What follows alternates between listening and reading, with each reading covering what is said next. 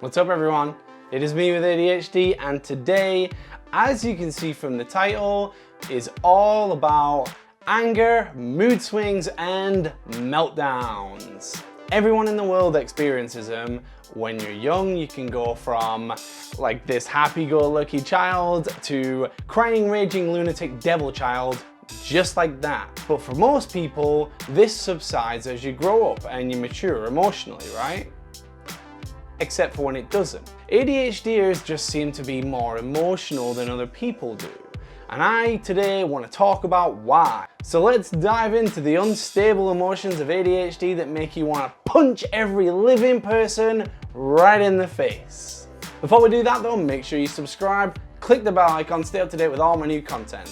Or maybe I'll be punching you in the face. So you may have found in your life that you can be quite quick to emotions. Quicker than most other people, right? Sadness, happiness, even anger too. Throughout my life, I've definitely found this. For me, it's less though a case of things that frustrate me in scenarios. Like, for instance, something happening doesn't set me off. Other people trying to agitate me doesn't so much set me off. For me, it's more my own self-destruction that causes it. The fear of looking stupid or doing a bad job, the fear of being judged or sometimes disliked. These are the source of my mood swings and meltdowns. ADHD brings a lot of emotional regulation though to your brain, and it affects us in like a number of different ways. One of the ways is the symptoms themselves, right? So you have, let's take poor memory and focus. They're both really frustrating at times. Every single day dealing with the fact that you can't remember something that you were told minutes or even seconds ago. Or when you can't focus on something that everyone else can focus on easily. Add to that the fact that people will mock you for it, or people who don't understand why you can't do the simple things that they can do, and it very quickly can lead to you losing your patience with them and having an outburst. But that's not the only symptom that has this kind of effect. Take impulsivity for instance. This one gets me all the time. I swear to God, all the time. If I feel that there's been some kind of injustice of sorts, then my impulsivity will not allow me to take a second to think and assess the situation before acting. Neurotypical brains, on the other hand, might wait a minute, gather themselves, think of a way to respond, or maybe even not respond. Not ADHDers though. They're more likely to go charging in, guns blazing, with little to no thought of the consequences, because that's how impulsive does it. Whether it's the right thing or the wrong thing to do. More often than not, it can turn out to be the wrong thing.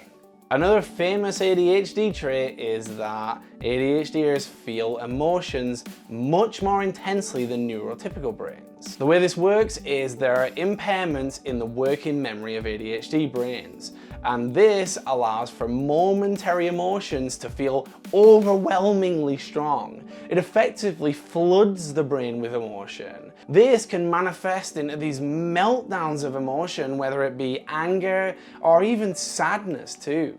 It's much harder for ADHDs to regulate these emotions properly, which makes them seem almost unpredictable at times. Passionate to a fault, really. Another thing is the fear of rejection. Rejection-sensitive dysphoria, which I've spoken about before, is really common in ADHDers, and it causes them to feel rejection on another level. This can lead them to feel like they need to go on the attack in order to defend themselves from the fear of rejection. Being frustrated with themselves over the fear of failure as well as rejection can be a really nasty combination. For example, you could do the best job at something and one little mistake in there and you will just be consumed by that mistake. Regardless of how good of a job you've done, you just get overwhelmed by that one little mistake. And even when other people don't see that mistake, or they think that that mistake isn't a big deal, and they compliment you on the good stuff, your mind can still mistake their good intentions for sarcasm, because you can't fathom how they aren't thinking of the mistake as well. You're blinded by your own insecurity into believing that others are out to hurt your feelings. What I think is important here though is to remember that it's not your fault that this happens. It's not my fault, it's not your fault, it's not ADHDers' fault. And while in that moment you might not see what's happening, see the full picture of what's going on, you will afterwards. And noticing the pattern early is going to help you switch your focus from anger and hopefully calm that storm, allowing you to focus on the positive and put yourself in a better headspace.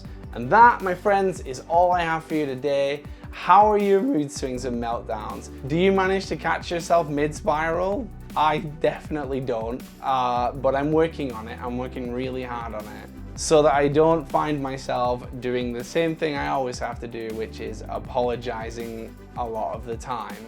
Anyway, thanks for watching. Drop me a comment below. Like the video if you did. Don't forget to subscribe, click the bell icon, and I'll see you guys in the next one.